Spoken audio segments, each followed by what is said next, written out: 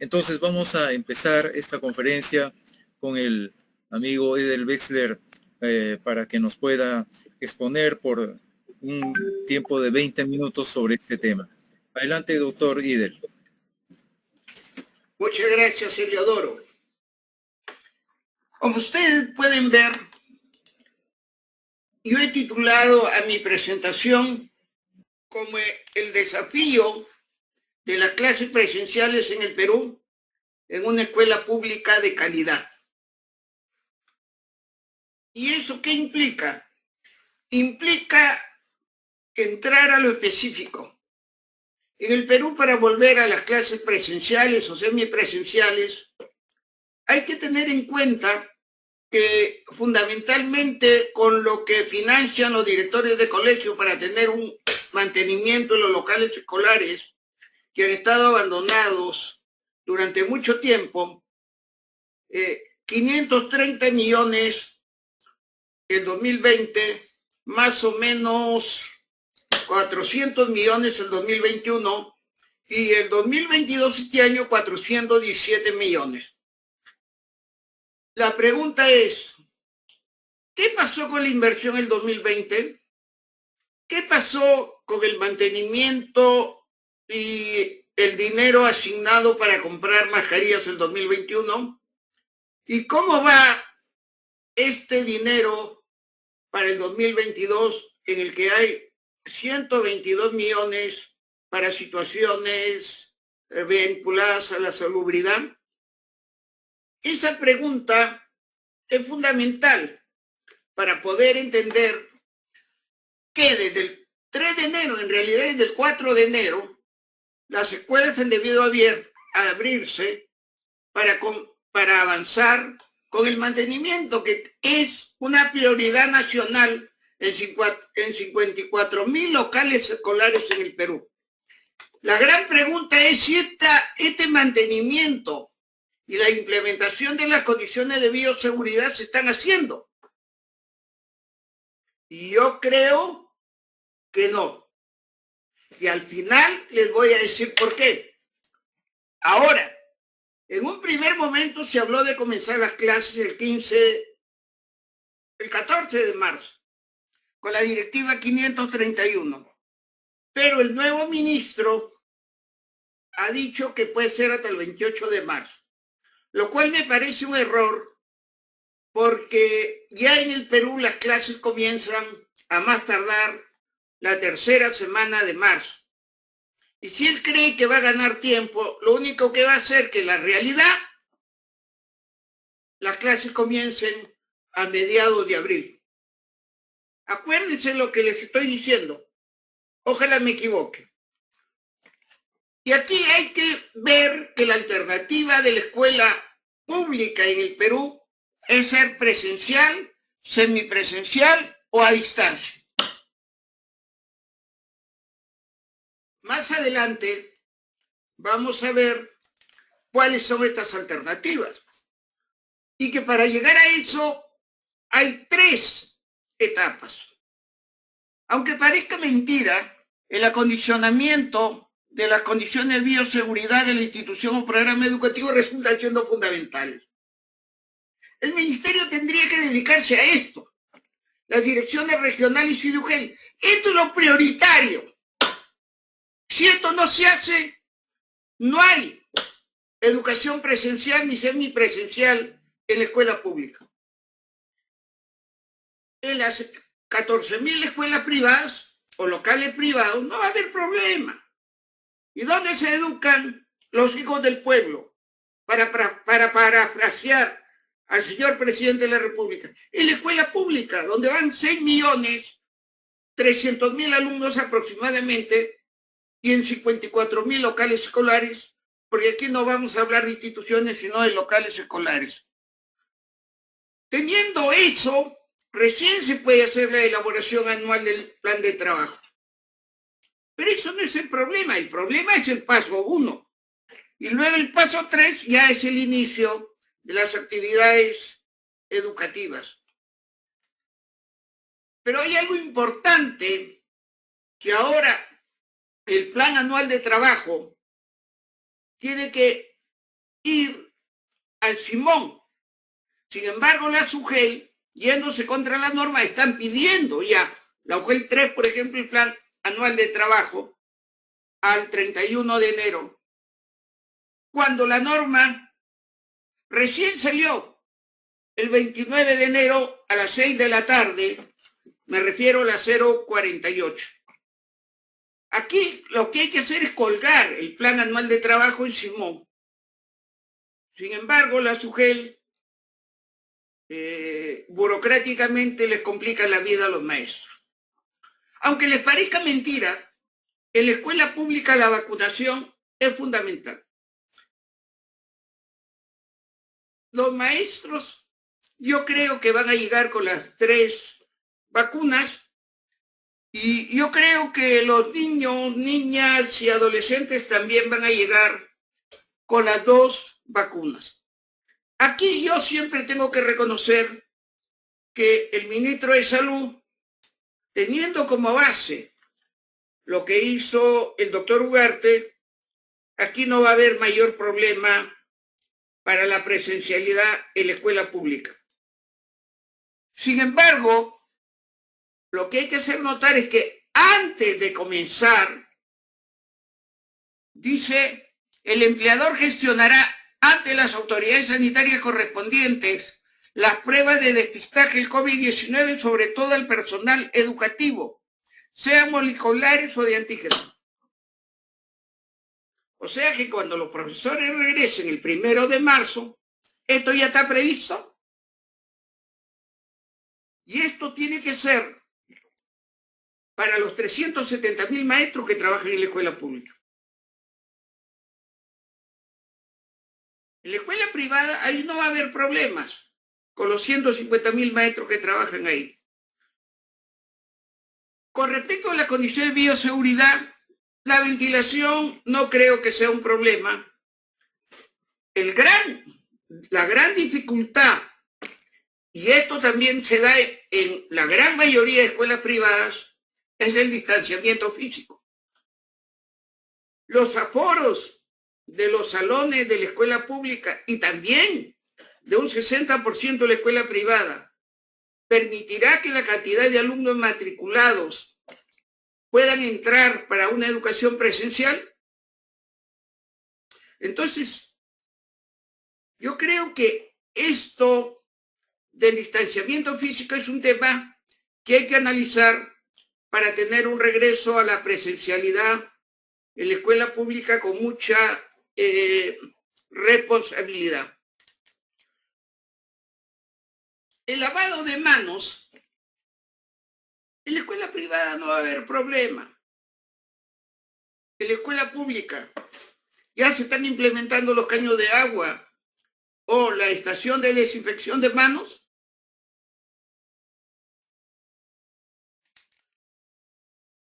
Ya está claro para los alumnos públicos la mascarilla KN95, esta que estoy señalando, para nuestros 6.200.000 alumnos, o van a usar la quirúrgica y la comunitaria. Yo creo que esto deben adquirirlo los padres de familia o estas dos, porque a lo mejor le dan en su primera versión a las escuelas públicas, pero yo tengo mis dudas. Para asegurar el desarrollo de las clases en la escuela pública, esta medida de bioseguridad es importante. Con respecto a los alimentos, aunque parezca mentira, es importante que los alumnos no compartan los alimentos ni compartan los utensilios o todo lo que tiene que ver con los tenedores, las cucharas.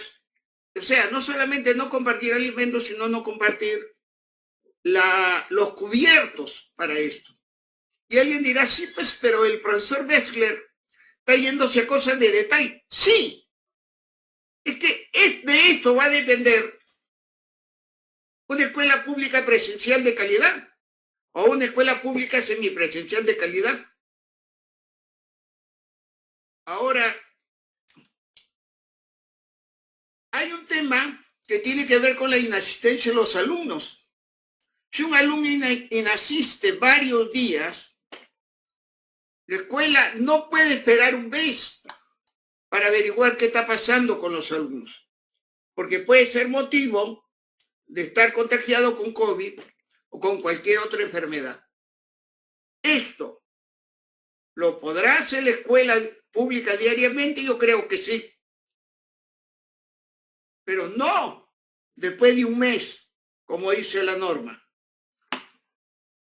Y lógicamente, cuando hablamos de protocolos y que tiene que ver con el contagio, lo que yo quiero que pongamos atención es claramente al protocolo ante casos sospechosos o confirmados de contagio. Si hay duda, automáticamente hay que llamar a los padres de familia y para que se aplique la prueba de antígeno o la prueba molecular. Si sale negativo, todo sigue normal. Pero si sale positivo, solamente el salón tiene que distanciarse o hacer una cuarentena, que según la norma antes era de 14 días, pero ahora dice de acuerdo a lo que diga el MINSA. Por lo tanto, ahora son 10 días. A lo mejor más adelante, ojalá sea así, si es que se avanza positivamente en la disminución de la pandemia, tenemos que ver que eso se tome en cuenta. Pero no solamente el salón. Ahora, en una escuela de un asentamiento humano, de un ámbito rural, ¿va a estar preparada la posta médica o el centro de salud para hacer rápidamente esto? Porque bueno, en la ciudad los padres más o menos pueden ir al hospital, al centro médico. Me preocupan los lugares más alejados y los lugares de mayor pobreza. Pero aquí viene el gran problema. Es el distanciamiento social que antes era de 1,5 metros y que ahora es de 1 metro. ¿Qué problemas trae consigo? Imaginémonos que son 30 o más alumnos en la escuela pública o en la escuela privada. Ahí hay que tener en cuenta el aforo de los salones. Y en muchos grados y en muchos salones de la escuela pública y de la escuela privada no tienen el aforo para tener 30, 32, 35 alumnos o hasta 25 con el distanciamiento social de 1 metro. Y por otro lado, no se puede hacer la división de los alumnos en 2 grupos para usar los turnos del colegio porque a veces están ocupados. En la mañana inicial, en la tarde primaria y en la noche el SEBA. Pero hay otros problemas. La disponibilidad de docentes, la semipresencialidad y el distanciamiento hace que si yo quiero dividir el número de alumnos en 2 grupos, como vamos a ver luego, necesitaría más docentes. En la escuela privada implicaría duplicar las pensiones. Y en la escuela pública, duplicar la contratación de profesores. Eso es inadmisible. No se va a poder llevar a cabo. En los colegios privados, en su gran mayoría, van a tener o tienen tecnologías y recursos virtuales. La escuela pública, y esto hablo por la semipresencialidad, que va a ser muy grande, por lo menos en un 50% de la escuela privada y por lo menos en un 70% en la escuela pública. Y entonces, ¿qué hacer?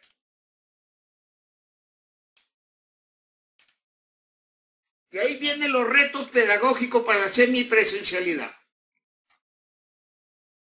Sobre todo en una escuela pública de calidad. Yo planteo soluciones. Yo digo, si un grupo no entra por aforo en un salón y por el distanciamiento social, una alternativa, no es una alternativa, la alternativa en la mayoría de colegios públicos y privados va a ser constituir dos grupos que estudien en momentos distintos. Y hay dos alternativas. La A, que los chicos y chicas vayan lunes, miércoles y viernes, donde va al colegio el grupo 1, si lo dividimos el grupo 1 y el grupo 2, y martes, jueves y sábado va el grupo 2. Y la otra, ahí habría que trabajar el sábado. La otra alternativa es, una semana va al colegio el grupo 1 y la siguiente semana el grupo 2 y así sucesivamente. ¿Por qué me detengo en esto? Otra vez, porque en la mayoría de escuelas públicas los salones no tienen aforo para tener a todos los alumnos con 1 metro de distanciamiento social.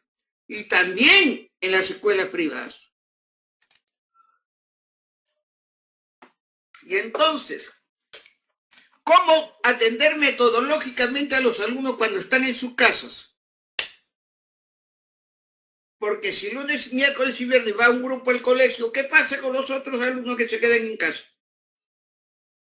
O una semana van al colegio y la otra semana se quedan. ¿Qué hacer? Poner otra vez en acción la famosa estrategia Aprendo en Casa por radio y televisión. Eso no sirve para nada, porque el 2021 ha sido un total fracaso. El 2020 por lo menos estuvo regular. Y entonces yo propongo, porque yo he venido acá a proponer alternativas para que la presencialidad y la semipresencialidad en la escuela pública y también en la escuela privada sea viable, pero sobre todo en este caso en la escuela pública. La primera alternativa es la siguiente, a la izquierda. En los colegios y hogares que cuenten con equipos tecnológicos y recursos virtuales, las sesiones de enseñanza presencial podrían ser transmitidas para que las sigan también los alumnos que están en sus hogares. Pregunta, ¿esto se podrá hacer en la escuela pública?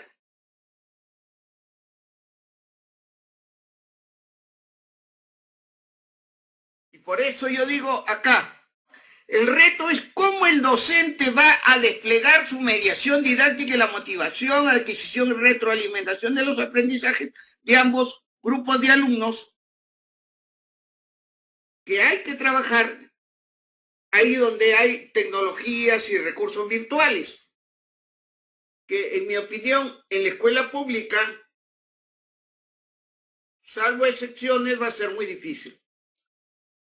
Y aquí viene lo preocupante. Para los colegios y hogares donde no hay recursos, los recursos tecnológicos y virtuales. ¿Qué va a pasar para los días en que los alumnos estén en sus casas? Para mí, una alternativa podría ser que afiancen, enriquezcan, exploren y recuperen saberes ya trabajados en las clases presenciales. Para ello, el maestro podría recurrir a trabajos, investigaciones, tareas. Esa es la alternativa. Un día van a la escuela y el siguiente día refuerzan, recuperan, amplían. Y cuando vuelve, el maestro hace la continuidad. Porque transmitir las clases, que sí se puede. Vamos a suponer que una escuela pública tenga las tecnologías y los recursos virtuales. ¿Los hogares van a tener eso? Entonces, esta para mí sería una alternativa. Ahora, una reflexión. Como se puede inferir, la semipresencialidad genera nuevos retos pedagógicos que deben trabajarse antes del retorno de los estudiantes a los colegios. En los colegios públicos del 1 al 25 de marzo y en las escuelas privadas Bueno, durante todo el mes de febrero. Ahora, lo que hay que esperar es que la evolución de la pandemia sea positiva para que el distanciamiento social disminuya y lo más pronto posible volvamos a una total presencialidad. Lo que les quiero decir es que en la escuela pública, que es donde debemos centrarnos en esta conversación, la alternativa mayoritaria va a ser una semipresencialidad, pero que sea una semipresencialidad de calidad, de acuerdo a la realidad. Aquí viene una exhortación sobre la primera semana de reencuentro. Fortalecer la tutoría y bienestar socioemocional, que lamentablemente la dirección, y acá el profesor César Uribe no me podrá dejar de mentir, la creamos nosotros la tutoría y creamos la Dirección Nacional de Tutoría y Orientación Educativa y la desmantelaron en 2015 los economistas de la educación. Luego hay que hacer un diagnóstico y recuperación de los aprendizajes, pero un diagnóstico dialogante, interactivo, no necesariamente desde el comienzo con pruebas escritas. Y luego, recién después, se podría hacer el desarrollo curricular por cada grado. Esto que parece algo doméstico es lo que requiere el sistema educativo peruano y la escuela pública. Pero ¿qué hacen los inteligentes del gobierno y del Ministerio de Educación? Forman una comisión multisectorial. 5 días para instalarse, 5 días para sacar el reglamento, 10 días para sacar el plan. Hay 1 millón de alumnos a los cuales no ha llegado el Estado. Y por lo tanto, ¿de qué calidad vamos a hablar si ni siquiera han podido el Estado atender a ese grupo de alumnos? Hablar de deserción o de hablar que los alumnos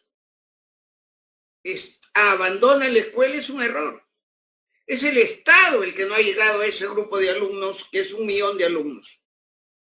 Y de los otros 5.300.000, el Estado ha llegado mal, con clases por radio y televisión. Por lo menos el 2020 entraron 500 radios regionales y entraron televisoras privadas. Y comenzaron la fecha que se indicó, que fue el 7 de abril. Pero el 2021 las clases no han comenzado el 15 de marzo.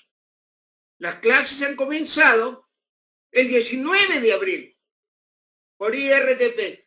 Pero el 2021 ya no ha habido televisoras privadas, ya no ha habido radios regionales, no hubo nivel ATEC en vacaciones.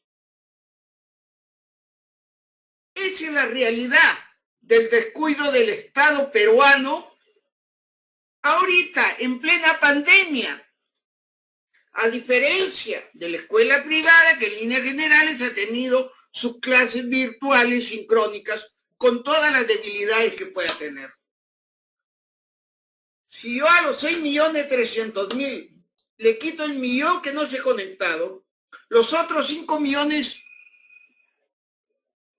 han tenido un seguimiento adecuado de los aprendizajes por más esfuerzos que hayan hecho los padres de familia y los alumnos.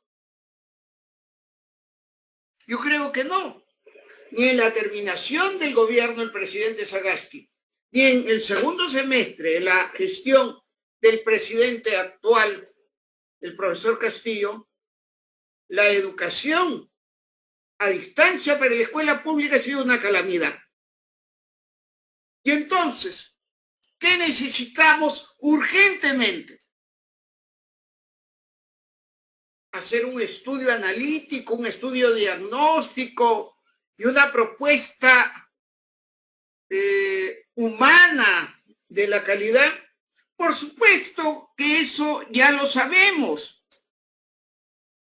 vamos a lograr con una comisión multisectorial que al final no va a estar integrada por ministros, ni siquiera por viceministros, sino por representantes de los viceministros, para llegar a ser un documento que se va a quedar en los anaqueles de los ministerios y que va a estar listo a lo mejor en mayo, junio o julio.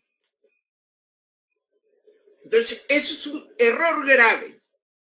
En este momento, si el gobierno y el Ministerio de Educación, el Estado peruano, logra asegurar que los 6.300.000 alumnos tengan clases presenciales con las condiciones de mantenimiento y bioseguridad que hemos establecido, y por el distanciamiento social, clases semipresenciales con un nivel básico de calidad, por ejemplo, contratando a los maestros para que estén listos a partir del 1 de marzo, por ejemplo, teniendo agua segura, por ejemplo, teniendo lavatorios para las manos, por ejemplo, teniendo claridad de cómo brindar el servicio educativo con protocolos sanitarios claros. Entonces, el 28 de marzo, si yo veo que ingresan a las escuelas, a las 54.000 locales escolares del Perú, y comienzan a recuperar progresivamente y a recibir el servicio educativo, yo, como educador, como ex viceministro, como ministro de Educación, como amauta, valga la precisión, yo no quiero un documento sobre cosas que ya sabemos. Lo que yo quiero es que los 6.300.000 alumnos tengan un servicio básico. Y lamentablemente en el Perú, lo que necesitamos no son documentos, no son diagnósticos, no son propuestas. Eso está bien para los que se dedican a este tema, pero para los que gestionan la educación en el Perú, hay que asegurar que los padres tengan confianza, que los chicos estén vacunados, que los chicos tengan mascarilla, que los padres tengan la confianza que en el colegio van a recibir un servicio educativo por lo menos semipresencial o presencial. Si yo llego el 28 de marzo con colegios sin mantenimiento, sin agua, sin medidas de bioseguridad, sin maestros, ¿de qué me vale todos los estudios o todas las evaluaciones que haga esta famosa comisión multisectorial? Estamos en un momento donde lo que tiene que primar y lo que tenemos que exigir es liderazgo y gestión. Que todos los burócratas dejen sus escritorios y salgan a apoyar la implementación de las condiciones básicas para el regreso seguro y de calidad, como dice el profesor Uribe, de los alumnos. Y eso, si no lo puede hacer el Ministerio de Educación, las direcciones regionales de educación y la SUGEL, que recurran a las Fuerzas Armadas. Yo hice pintar en una semana con las Fuerzas Armadas más de 1.000 colegios. Si hubiese podido antes, llegábamos a pintar hasta 10.000 locales escolares. Hay que recurrir a las empresas privadas, si es que no hay alcohol, si es que no hay mascarillas, si es que no hay jabón. Y hay que recurrir a los municipios. Esa es la prioridad en lo que queda del mes de febrero y durante los primeros 15 días del mes de marzo. De lo contrario, los afectados van a ser los hijos del pueblo y la escuela pública. Puede ir concluyendo, doctor Idel, por favor, le vamos a agradecer. Entonces, termino diciendo, liderazgo y gestión, realizaciones, menos burocracia y menos papeleo. Muchas gracias.